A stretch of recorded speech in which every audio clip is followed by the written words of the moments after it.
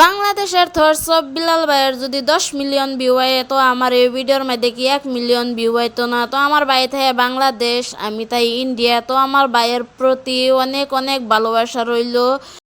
সবাই বেশি বেশি করে শেয়ার করবেন এই ভিডিওটা। তো আজকে একটা গান কই সবাই শুনুন। কে গো তুমি বেগুন গো ভাইয়া, কেন আইছো আমার বাড়ি?